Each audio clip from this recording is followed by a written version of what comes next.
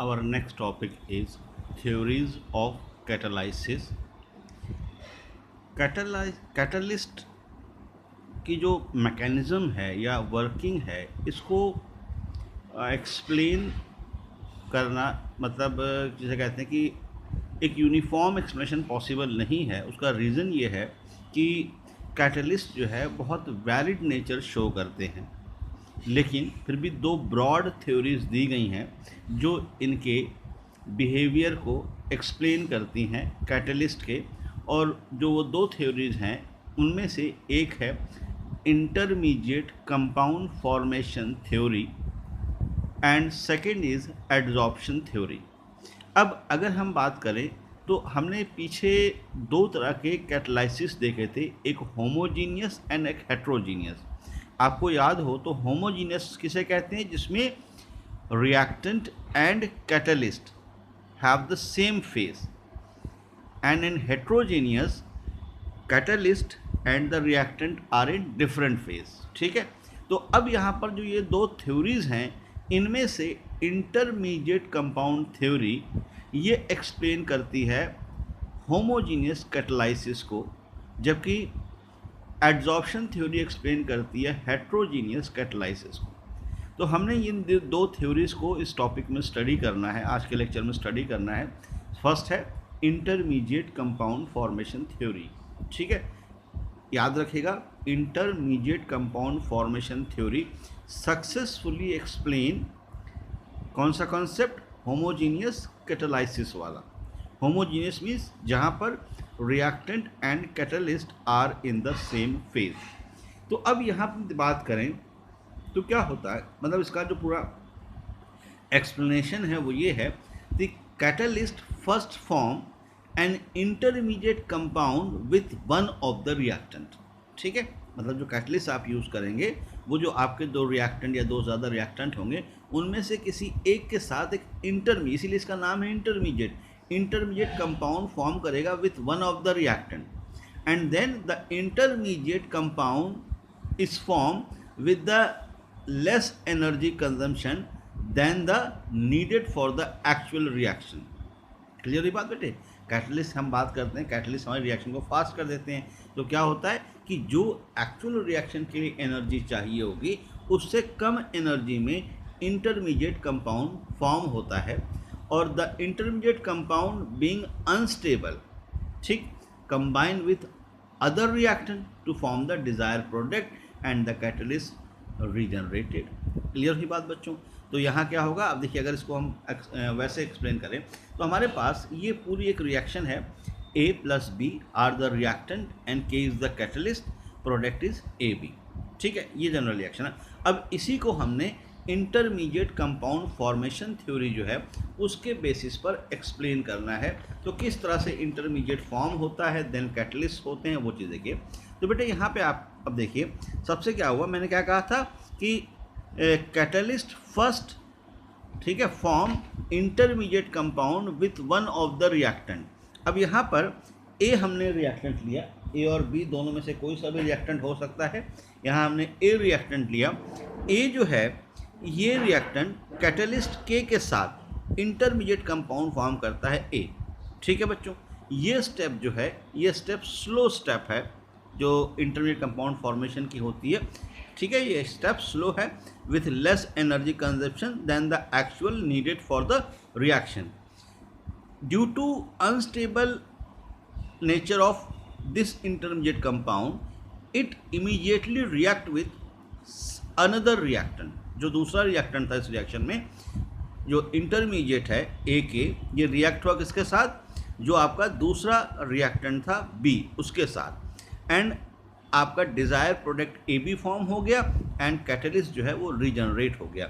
ये second step reaction जो है फास्ट स्टेप होती है। जो सेकेंड स्टेप है ये फास्ट है। तो फर्स्ट क्या थी? स्लो थी। सेकेंड क्या है? फास्ट है। क्लियर हुई बात? अब ये दो, अब हमें क्या हुआ, इसी को हम कंबाइन कर दें तो हमारी जो फाइनल पहले मैंने रिएक्शन दी थी वो मिल जाएगी। क्लियर हुई बात? तो इस तरह से intermediate compound formation theory work करती है। Intermediate compound formation theory work करती है। अब इस केस में आपने केमिकल काइनेटिक्स में पढ़ा हुआ है कि रेट ऑफ द रिएक्शन जो है वो डिसाइड होती है स्लो स्टेप से। अगर मल्टी स्टेप में रिएक्शन हो रही हो तो रेट डिटरमाइनिंग स्टेप जो है वो स्लो स्टेप होती है। अब यहाँ पर स्लो स्टेप कौन सी थी? पहली वाली। तो पहली वाली में हमारे पास क्या क्या था बच्चों?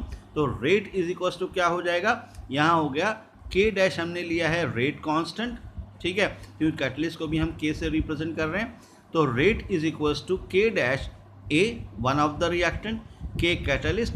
अब देखिए क्योंकि रेट के से डायरेक्टली प्रोपोर्शनल है, इसलिए हम कहते हैं कि के जो कैटलिस्ट जो है वो रेट ऑफ रिएक्शन को इन्हेंस कर देते हैं या रेट ऑफ रिएक्शन को इंक्रीज कर देते हैं। तो ये थ्योरी आप इस तरह से पूरी एक्सप्लेन कर सकते हैं। कौन सी? Intermediate compound formation theory. Clear हुई बात बच्चों? अब इसके एग्जांपल्स देखते हैं, क्या क्या एग्जांपल्स हैं, किस तरह से ये एक्चुअल में वर्क करता है। तो अब इसका एग्जांपल, पहला जो हमने एग्जांपल लिया है वो ये है कि sulphur dioxide oxidise in presence of NO gas gives out sulphur trioxide. आपको याद हो तो ये मैंने आपसे क्या कहा था बेटे कि ये जो रिएक्शन है ये है formation of sulphuric acid by, दो मेथड बताई थी, एक कॉन्टैक्ट प्रोसेस थी, ठीक है, और दूसरी क्या थी? भूल गए। अच्छा, जो दूसरी थी हमारी वो थी आपकी देखो मुझे अब ध्यान, सेकेंड थ्योरी जो यहाँ पर थी वो थी आपकी जस्ट अ वेट बच्चों, मुझे भी रिमेंबर करना पड़ रहा है, अभी देखो स्लिप कर गया माइंड से। सल्फ्यूरिक एसिड की प्रिपरेशन बाय चलो याद आएगा बताऊँ। खैर, तो बेटा इसमें ये रिएक्शन हमने यहाँ पर ली है, sulphur dioxide plus O2 gives out 2SO3। अब यहाँ पर क्या हुआ? मैंने क्या कहा था आपसे कि वन ऑफ द रिएक्टेंट जो है हमारा, वन ऑफ द रिएक्टेंट, जैसे यहाँ पर ऑक्सीजन जो आपका कैटलिस्ट है NO, इसके साथ रिएक्ट हुआ और इंटरमीडिएट कंपाउंड फॉर्म किया 2NO2। ये स्लो स्टेप है, ठीक है बेटे, ये स्लो स्टेप होगी। देन आफ्टर दैट जो आपका कैटलिस्ट फॉर्म हुआ है NO2, ये रिएक्ट होगा सेकेंड रिएक्टेंट के साथ और आपका फाइनल डिजायर प्रोडक्ट मिल गया SO3, साथ में कैटलिस्ट रीजनरेट हो गया। तो इस तरह का मैकेनिज्म जो है वो होता है इंटरमीडिएट कंपाउंड फॉर्मेशन थ्योरी का। और इसमें अगर रेट लिखेंगे तो आप क्या लिखेंगे? K into NO into O2। क्यों? क्योंकि आपकी जो स्लो स्टेप है उसमें कैटलिस्ट एंड ऑक्सीजन को हमने यूज़ किया हुआ है एज अ रिएक्टेंट, ठीक है बेटे। तो इस तरह से आप प्रिपेयर कर सकते हैं, या ये जो पॉइंट है एग्जांपल याद रख सकते हैं किसके लिए? इंटरमीडिएट कंपाउंड फॉर्मेशन थ्योरी के लिए। बच्चों इम्पॉर्टेंट है, इंटरमीडिएट कंपाउंड फॉर्मेशन थ्योरी में क्या हुआ? पहले the catalyst first form an intermediate, ठीक है बेटे, compound with one of the reactant, and the intermediate compound is form with less energy consumption than actual needed for the reaction. Then intermediate compound being unstable combined with other reactant to form desired product and the catalyst is regenerated। ये पूरा proper system है, ठीक है बेटे। तो और साथ में उसका मैंने आपको एग्जांपल भी दिया। दूसरा एग्जांपल एक और देखते हैं। यहाँ पर देखिए, इसमें ये रिएक्शन ऑर्गेनिक की रिएक्शन है। ये रिएक्शन आपने +1 में हाइड्रोकार्बन में पढ़ी भी है, ठीक है बेटे, और दोबारा इस साल भी आप पढ़ेंगे +2 में। अब इसमें क्या है कि आपके पास बेंजीन है और बेंजीन को रिएक्ट करवाया गया है मिथाइल क्लोराइड के साथ। एक्चुअली इस रिएक्शन को कहते हैं टॉल्यून की फॉर्मेशन होती है इसमें, ठीक है। और ये रिएक्शन हो रही है इन presence of anhydrous AlCl3। AlCl3 यहाँ पर कैटलिस्ट है। प्रोडक्ट फॉर्म होता है टॉल्यून C6H5CH3 प्लस साथ में HCl, ये आपका फाइनल प्रोडक्ट है, ठीक है बेटे। अब यही रिएक्शन अगर हम इंटरमीडिएट कंपाउंड फॉर्मेशन थ्योरी में देखें तो क्या हुआ? पहले वन ऑफ द रिएक्टेंट, जैसे यहाँ पर मिथाइल क्लोराइड, रिएक्ट हुआ AlCl3 के साथ और इंटरमीडिएट कंपाउंड फॉर्म किया CH3 positive plus AlCl4 negative ion. ये इंटरमीडिएट कंपाउंड है। जैसा मैंने पहले भी कहा कि इंटरमीडिएट कंपाउंड अनस्टेबल होता है, रिएक्ट होगा दूसरे कंपाउंड के साथ। यहाँ बेंजीन के साथ रिएक्ट हुआ CH3 AlCl4 एंड देन आपको मिल गया desire product CH3 टॉल्यून plus HCl and आपका कैटलिस्ट क्या हो गया? रीजनरेट हो गया। तो इस तरह से आप जो है बेटा फाइंड आउट कर सकते हैं। अच्छा, ठीक है बच्चों। अच्छा, ये जो प्रोसेस थी बच्चों, याद आ गया नाम, SO2 वाली, इसे कहते हैं lead chamber process for the preparation of sulphuric acid. ठीक है, आप भी याद रखिएगा, ऐसे कई बार स्लिप हो जाता है माइंड से। ठीक है बेटे, lead chamber process for the preparation of sulphuric acid. अगर NO को यूज़ करते हैं एज ए कैटलिस्ट, अगर प्लैटिनम को यूज़ करेंगे तो उसे कहते हैं contact process for the preparation of sulphuric acid. तो ये आपका पहला मैकेनिज्म है या थ्योरी ऑफ कैटलिस्ट है, कैटलाइसिस है, जिसे हम इंटरमीडिएट कंपाउंड फॉर्मेशन थ्योरी कहते हैं। And this theory explain what? This theory explain homogeneous catalysis, homogeneous catalysis. ठीक है बच्चों, तो ये याद रखना है आपने कि this theory is applicable only for homogeneous catalysis. अब ये थ्योरी जो है, देखिए मैंने आपको जब कैरेक्टरिस्टिक्स बता रहा था तो मैंने कहा था जब हम मैकेनिज्म करेंगे तो कैरेक्टरिस्टिक्स वाले पॉइंट यहाँ पे वेरीफाई होंगे। अब यहाँ पर इस रिएक्शन में क्या क्या वेरीफाई हुआ है या इस थ्योरी से क्या क्या वेरीफाई हुआ है, तो हम कह सकते हैं कि this theory explain why a catalyst remains unchanged in mass and chemical composition at the end of the reaction. पहला पॉइंट क्या थ्योरी एक्सप्लेन करती है? जो कैटलिस्ट है remains unchange in mass and chemical composition at the end of the reaction, क्योंकि हमारा catalyst क्या हुआ? रीजनरेट हो गया। ठीक है बेटे, कैटलिस्ट रीजनरेट हो गया, इसलिए हम यहाँ कह सकते हैं कि ये थ्योरी हमें इस चीज़ को एक्सप्लेन करने को मिला इस थ्योरी से कि catalyst remains unchange in mass and in chemical composition. Second is, हम कह सकते हैं कि जो कैटलिस्ट हैं effective in very small quantity. Catalyst और ये भी हमारे पास एक पॉइंट था कैरेक्टरिस्टिक में, क्यों कैटलिस्ट इफेक्टिव हैं इन स्मॉल क्वांटिटी? तो इसलिए क्योंकि हमें कैटलिस्ट क्या हुआ? रीजनरेट हो गया, यूज़ अप तो हुआ नहीं। और रीजनरेट होने का मतलब है कि जो कैटलिस्ट है उसको आप दोबारा, जैसे अब यहाँ पर हमारे पास है NO कैटलिस्ट रीजनरेट हो गया, यहाँ पे AlCl3 जो हमने भी दो एग्जांपल देखे रीजनरेट हो रहे हैं, तो इसका मतलब ये हुआ कि कैटलिस्ट को आप दोबारा से यूज़ कर सकते हैं। ठीक है बेटे, लेकिन यही है, इस थ्योरी की लिमिटेशंस की बात करें तो ये लिमिटेड है किसके लिए? ओनली फॉर इंटरमीडिएट कंपाउंड के लिए, मतलब होमोजीनियस कैटालाइसिस में ओनली, बाकी और केसेस में एप्लीकेबल नहीं होगी। साथ साथ ये दो तीन कंसेप्ट हमने जो और पढ़े थे, जैसे catalytic poison, catalytic promoter and action of finely divided catalysis, मतलब कि एक उसमें कैरेक्टरिस्टिक में एक पॉइंट बताया था मैंने आपको, कैटालिटिक प्रमोटर। मैंने ये कहा था कि कुछ सब्सटेंस ऐसे होते हैं जिनको अगर कैटलिस्ट के साथ डाल दिया जाए रिएक्शन में तो वो कैटलिस्ट का काम तो नहीं करते हैं, लेकिन कैटलिस्ट की एक्टिविटी को इन्हेंस कर देते हैं। जैसे in case of Haber process हमने यूज़ किया था मॉलिबेडनम का, which is use as an activator, right. तो वो कंसेप्ट ये यहाँ पर आपको नहीं देखने को मिला, एक्सप्लेन यहाँ पर नहीं हुआ। दूसरा, कैटालिटिक पॉइजन, हमने ये भी देखा था हेबर प्रोसेस में कार्बन मोनोऑक्साइड यूज़ हो रही थी एज अ कैटालिटिक पॉइजन। क्यों यूज़ हो रही थी? क्योंकि कार्बन मोनोऑक्साइड जो है पोर्स में जाकर पहले ही एड्जॉर्ब हो जाती है, तो जो गैस रिएक्टेंट वाली हैं वो एड्जॉर्ब नहीं होने पाती, तो वहाँ पे भी इस थ्योरी को हम एक्सप्लेन नहीं कर पाए।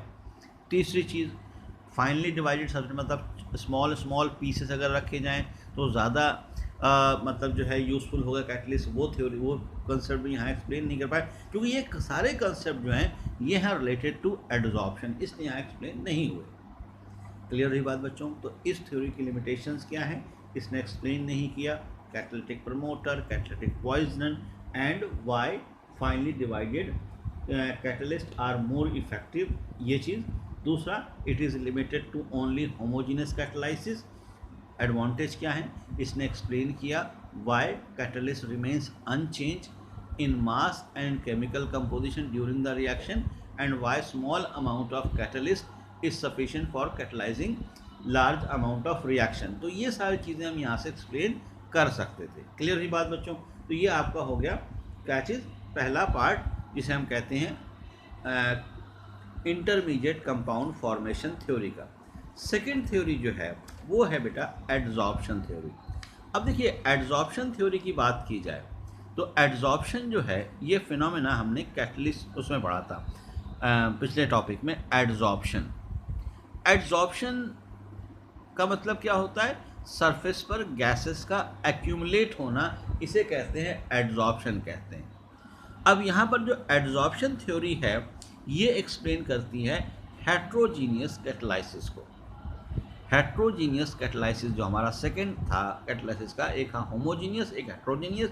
होमोजीनियस हमने एक्सप्लेन किया इन इंटरमीडिएट कंपाउंड फॉर्मेशन थ्योरी, और हेट्रोजीनियस जो है वो एक्सप्लेन करता है एड्जॉर्प्शन थ्योरी को। एड्जॉर्प्शन थ्योरी जो है बच्चों, इसमें क्या होता है? देखिए, अगर कंसेप्ट की बात करें तो इसमें कंसेप्ट ये है कि हमारे पास जो कैटलिस्ट है ये है वो सॉलिड कैटलिस्ट, जिसके सरफेस पर गैस एड्जॉर्ब होंगे।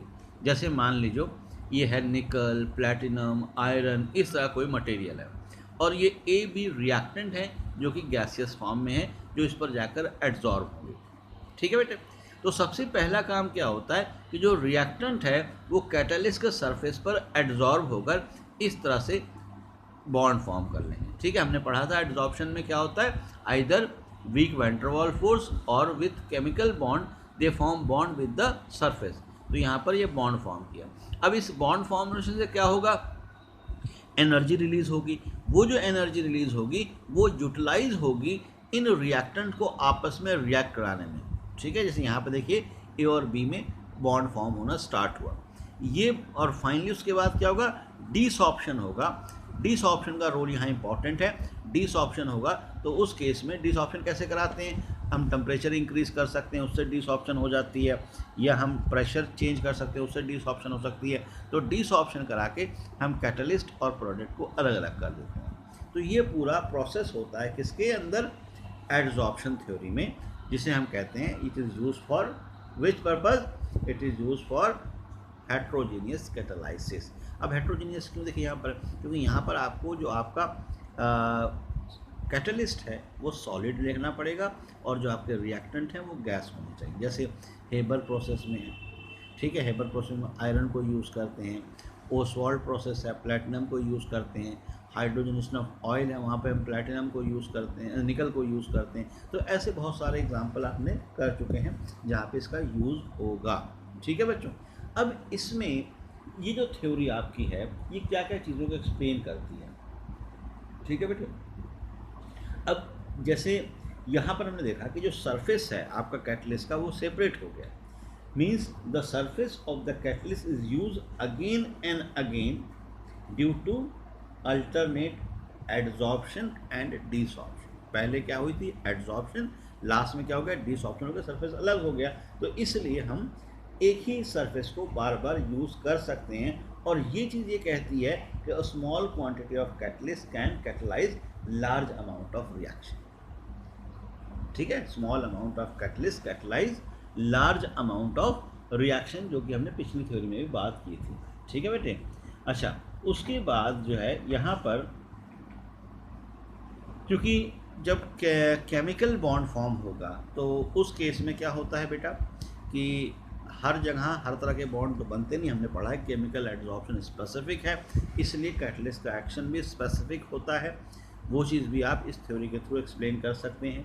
उसके बाद इसके अंदर desorption leaves the catalyst surface unchange, thus the catalyst at the end of reaction remains the same in mass and chemical composition। ठीक है बेटा? तो डिसऑप्शन का क्या रोल है यहाँ पर कि डिसऑप्शन की वजह से कैटलिस्ट का सरफेस जो है वो अनचेंज अलग हो गया। मतलब हम कह सकते हैं कि catalyst mass wise and chemical composition wise जो है उनको हम यूज़ कर सकते हैं बार बार। क्लियर हुई बात बच्चों? उसके बाद यहाँ पर एनर्जी ऑफ एड्जॉर्प्शन, जैसे हमने कहा था बॉन्ड बनेगा तो एनर्जी रिलीज होगी। ठीक है बेटे? Energy of adsorption compensate the activation energy. बच्चों देखिए यहाँ पर जो आपका हमने कल बात की थी नेगेटिव और पॉजिटिव कैटलिस्ट में, मैंने आपसे कहा था कि एक्टिवेशन एनर्जी अगर ज़्यादा होगी तो रिएक्शन स्लो होती है, एक्टिवेशन एनर्जी कम हो जाएगी, रिएक्शन फास्ट हो जाएगी। तो रिएक्शन की रेट को इन्हेंस करने में कैटलिस्ट का जो है ये काम होता है कि वो एक्टिवेशन एनर्जी को चेंज करते हैं। कैसे चेंज करते हैं? जो यहाँ पर एड्जॉर्प्शन की वजह से एनर्जी रिलीज़ हुई वो एनर्जी कंपनसेट करेगी किसको? एक्टिवेशन एनर्जी को, और इस वजह से रिएक्शन फास्ट होगी। ठीक है। अब greater efficiency of catalyst is achieve in finally divided substance and rough surface. बेटा अगर आपको कैटलिस्ट की एफिशिएंसी बढ़ानी है तो आपको सरफेस एरिया बढ़ाना होगा। और सरफेस एरिया कैसे बढ़ेगा? अगर आप फाइनली डिवाइडेड सब्सटेंस लेंगे, मतलब स्मॉल स्मॉल पीस लेंगे और साथ में जो पोरस नेचर है सब्सटेंस का वो होगा, तो उस केस में आपका एड्जॉर्प्शन बढ़ेगा। और एड्जॉर्प्शन बढ़ने का मतलब क्या हुआ? मतलब ये है कि कैटलिस्ट की एक्टिविटी इंक्रीज होगी। उसके बाद बच्चों यहाँ पर जो है दूसरा हम कह सकते हैं कि जो कैटलिटिक पॉइजन था, देखिए क्योंकि यहाँ पोर्स नेचर है तो ऑब्वियसली अगर कोई दूसरी गैस वहाँ प्रेजेंट होगी तो पोर्स में एब्जॉर्ब हो जाएगी और कैटलिटिक पॉइजन वाला केस भी यहाँ पर आप एक्सप्लेन कर सकते हैं। और प्रमोटर वाला, प्रमोटर कैसे? जैसे हमने कहा कि कैटलिस्ट के पोर्स जो हैं एक्टिव होने चाहिए, तो उसके लिए क्या करते हैं, जो कैटलिस्ट होता है उसे रब करते हैं और उसके पोर्स को क्लियर करते हैं, जो वैकेंसीज़ है उसको क्लियर करेंगे तो उससे एक्टिविटी कैटलिस्ट की बढ़ जाएगी। तो ये सारे फिनोमेना ये इजीली एक्सप्लेन किया जा सकता है। ठीक है। जैसे कई बार क्वेश्चन आता है कि what is the role of desorption in the process of catalysis. मतलब जो डिसऑर्प्शन क्या होता है? डिसऑर्प्शन होता है मतलब separation of adsorbent and adsorbate. तो in heterogeneous catalysis the product remains adsorb on the surface of catalyst. मतलब जो हमारे पास प्रोडक्ट है, जैसे ये वाला देखिए केस है, यहाँ पर आपका ये जो ए बी प्रोडक्ट है ये इसके सरफेस पर एड्जॉर्ब है कैटलिस्ट के। इसको आप कैसे कैसे ब्रेक कर सकते हैं? दस ऑन हीटिंग डिसऑर्प्शन टेक्स प्लेस। ठीक है, क्योंकि हमने पढ़ा था केमिकल एड्जॉर्प्शन या एड्जॉर्प्शन जो होती है वो क्या होती है? फिजिकल एड्जॉर्प्शन रिवर्सिबल होती है। जब ये गैस एड्जॉर्ब होंगे, आप टेम्परेचर बढ़ाएंगे तो ये सेपरेट हो जाएंगी और इस तरह से डिसऑर्प्शन जो है वो हेल्पफुल होती है। क्लियर हुई बात बच्चों?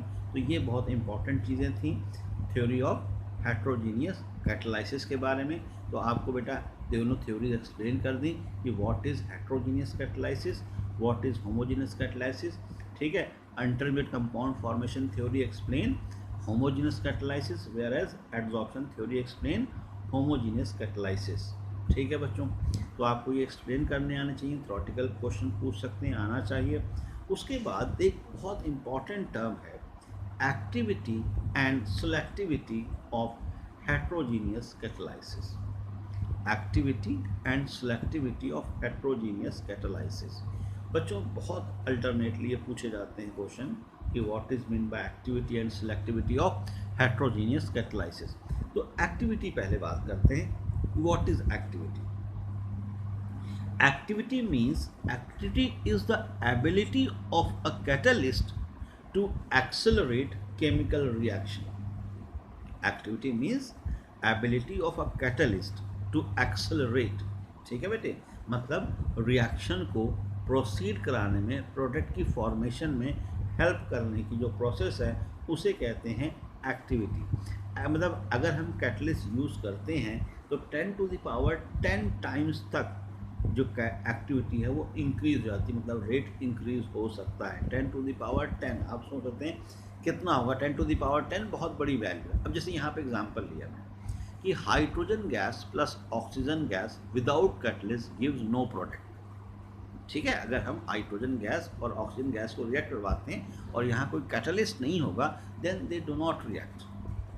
But if we use catalyst platinum then they both on reactant gives water, means H2 plus O2 gives out 2H2. ठीक है, if the catalyst is used then they give product and in absence of catalyst they do not react with each other. तो ये है catalyst की activity. Activity is the ability of a catalyst to accelerate the reaction. इसे कहते हैं activity of catalyst कहते हैं। Then the selectivity. Selectivity of a catalyst is the ability to direct the reaction in such a way as to give a desired product excluding the other. ठीक है, देखिए selectivity का मतलब ये है कि कैटलिस्ट के प्रेजेंस में रिएक्शन रिएक्टेंट को एक डिज़ायर प्रोडक्ट देती है एक्सक्लूडिंग अदर। जब रिएक्शन करवाते हैं तो एक ही रिएक्शन में कई प्रोडक्ट मिल सकते हैं, बट हमें जो चाहिए उसको कैसे निकालेंगे वो कैटलिस्ट डिपेंड करता है। जैसे ये एग्जांपल देखो, हमारे पास carbon monoxide hydrogen, carbon monoxide hydrogen, carbon monoxide hydrogen. In all these three reaction reactants were same, carbon monoxide and hydrogen. But what is the difference? Difference is, in first case we use nickel as a catalyst and our product is methane and water. In second case we use carbon monoxide in presence of zinc oxide and chromium oxide as a catalyst and the product is methyl alcohol. In third case we use copper as a catalyst and the product is methanol aldehyde, right? अब देखिए तीनों case में reactant same है। क्या change किया हमने? Catalyst change किया, निकल रखा तो मीथेन वाटर मिला। कॉपर वाला case, copper in presence of zinc oxide chromium trioxide लिया, मीथेनॉल बन गया। आपको कॉपर सिर्फ लिया तो अल्डिहाइड बन गया। तो हमें क्या चाहिए, इसे कहते हैं सिलेक्टिविटी ऑफ कैटलिस्ट। सिलेक्ट किया, ठीक है, तो कैटलिस्ट सिलेक्ट कर रहा है कि व्हाट आर द प्रोडक्ट, मतलब क्या प्रोडक्ट बनेगा। तो कहते हैं selectivity of a catalyst is its ability to direct the reaction in such a way as to give desire product excluding other को छोड़कर। बन तो तीन सकते थे बट हमें जो चाहिए वो मिला हमने जिस हिसाब से। ऐसे बहुत सारे एग्जाम्पल सिलेक्टिविटी के आप दे सकते हैं, ठीक है बच्चों। तो ये है दो डेफिनेशन शॉर्ट सी, what is mean by activity and selectivity of the catalyst, ठीक है बेटे। तो अकॉर्डिंग टू क्वेश्चन आपको इसमें आंसर करने होंगे इस चैप्टर में। इसीलिए आप अगर क्वेश्चन आंसर थ्योरेटिकल बात करूँ, देखिए ऑब्जेक्टिव के लिए तो कंसेप्ट आने चाहिए, ठीक है, चीज़ें आपके दिमाग में फिट होनी चाहिए। सब्जेक्टिव के लिए आपको प्रॉपर एक्सप्लेनेशन देनी है। देखिए कई बार क्या होता है, जो बच्चे कंफ्यूज करते हैं रिटन वाइज, वो ये करते हैं पूछा कुछ और होता है, आंसर कुछ और दे रहे होते हैं। तो इसीलिए आपको भी कैटलिस्ट की तरह काम करना है। आपको डिज़ायर प्रोडक्ट लेके आना है, डिज़ायर प्रोडक्ट लेके आना है जो चाहिए। उसके बाद नेक्स्ट है एंजाइम कैटलिस्ट। एंजाइम कैटलिस्ट बच्चों, देखिए एंजाइम कैटलिस्ट जो है ये है बायोलॉजिकल कैटलिस्ट। क्या कहते हैं? Enzyme are the complex nitrogenous organic compound, complex nitrogenous organic compound which are produced by living plants and animals, which are produced by living plants and animals. Enzymes are actually high molecular mass protein molecule, ठीक है बेटे। enzymes form colloidal solution in water and are very effective catalyst, ठीक, and are very effective catalyst. they catalyze many reaction, ठीक है बेटे।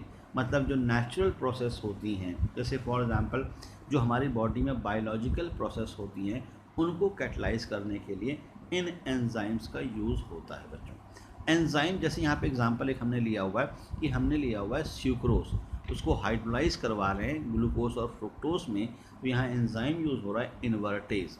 ऐसे बहुत सारे एग्जांपल हैं, जाइमेस, लैक्टेस, ठीक है, माल्टेस, ये बहुत सारे एग्जांपल्स हैं जिनको हम यूज़ करते हैं एज अ एंजाइम कैटलाइसिस में, एंजाइम कैटलिस्ट में। एंजाइम ये होते हैं बच्चों। एंजाइम का जो मैकेनिज़्म है वो की एंड लॉक मॉडल है। की इसमें होता है एंजाइम और जो लॉक है वो होता है सब्सट्रेट, यानी कि जो आपका रिएक्टेंट है। ये आपस में फिट होते हैं, फिर डिज़ायर्ड प्रोडक्ट में कन्वर्ट हो जाते हैं, ठीक।